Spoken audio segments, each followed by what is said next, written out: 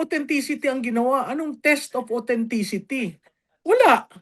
Pero nag-aaksaya tayo ng panahon simula kaninang hapon hanggang ngayon dito sa witness na ito na hindi naman expert. Diba? Sana ang prosecution ay kumuha talaga ng expert. At sinubject, apart from the transcript, sinubject ng anthropologist, psychologist, para makita ano ba yung intent. So iba yung act itself at saka ano yung intent. Kasi yung intent, ang kailangan doon, maipakita na yung threat ba niya ay totoo? So, hindi ko maintindihan kung bakit nagkaganito ang witness ng prosecution on the charge na sa tingin nila ay madaling i-prove. Napakahirap i-prove ang intent. At wala silang present na witness that can prove intent of those videos. Prof, magandang hapon. Salamat po sa inyong panahon. Ma'am, ito pong forensic na witness ng nagpapatuloy digital forensic. Ano po masasabi po niyo dito, ma'am? Ito po ay daw po. Alam mo, hindi ko maintindihan kung tunay na digital forensic yan. Kasi kung titingnan mo yung testimonya niya, ang parating niyang sinasabi, kinukunan niya, pinophotograph niya, linalagay niya sa laptop niya, tapos nag-execute siya ng affidavit on authentication. So walang forensic, anong ginawang analysis doon? Kasi the moment mong i-splice o i-edit, hindi na yun yung original video, no? At saka ang pangalawa, parati natin tinatanong, ang dami ng technology these days para sa digital forensic. At yaan ay marami ng ginagamit ng iba. Hindi siya tao ng Meta. Humingi lamang siya sa Meta ng pwede ba naming i-retrieve yung original. Pero hindi niya kaya mag-testify na katulad ng Meta.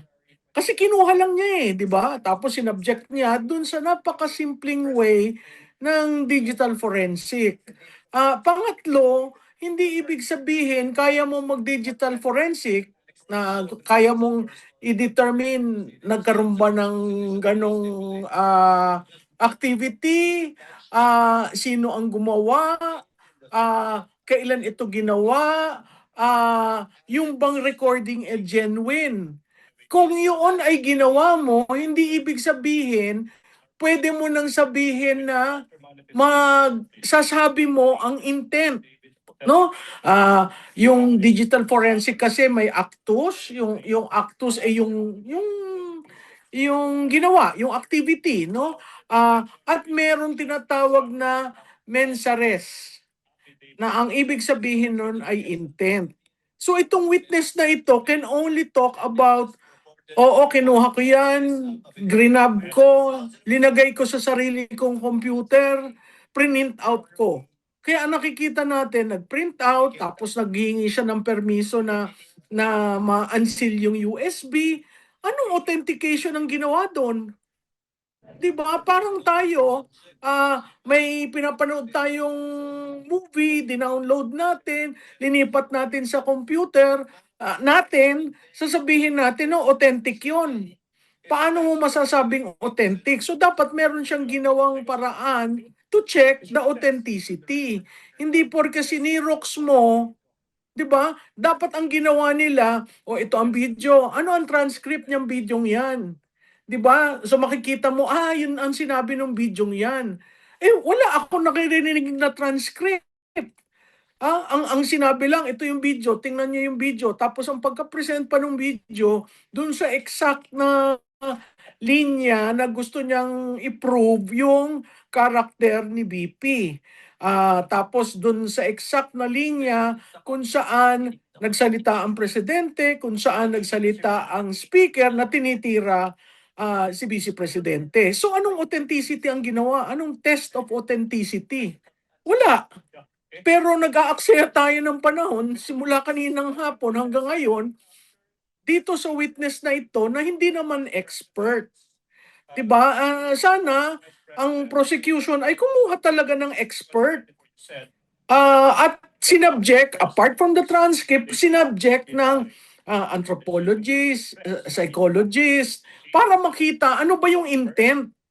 So iba yung act itself at saka ano yung intent. Kasi yung intent, ang kailangan doon, maipakita na yung threat ba niya ay totoo?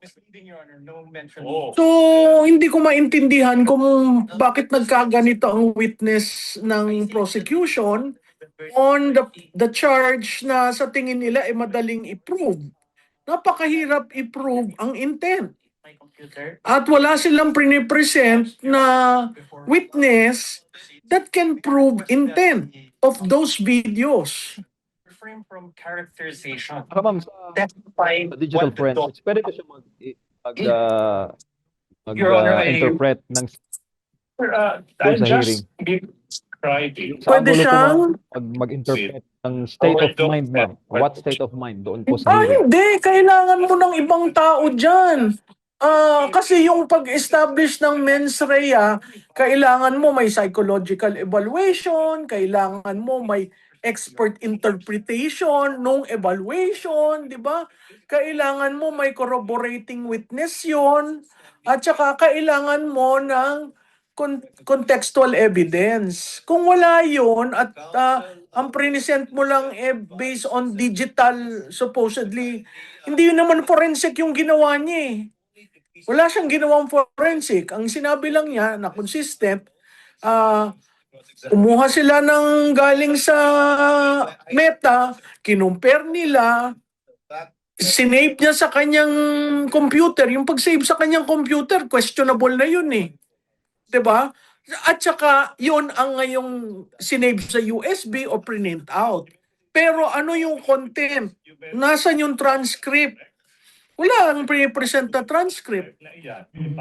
Ma'am, last question. May probative value ba itong testimony ng prosecution?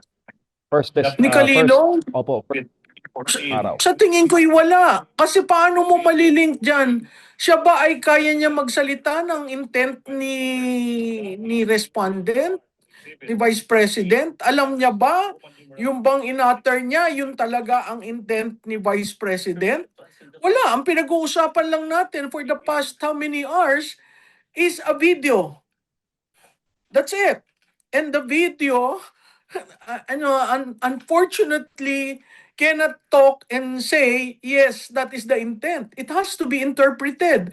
And not a Kalilong, not this witness, he cannot interpret the intent.